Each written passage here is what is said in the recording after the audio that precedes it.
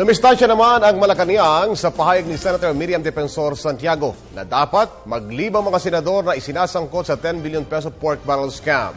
Ayon kay Presidential Spokesperson Edwin Lasierda, may patakaran ang Senado ukol rito, kabilang sa mga sasampahan ng kasong plunder at graft sa Sandigan Bayan sina Senador Juan Ponce Enrile, Bong Revilla at Jinggoy Estrada. Samantala, iginiit ng Malacanang na ang Sandigan Bayan ang kaugnay ng posibleng detention cell ng mga kinasuhan.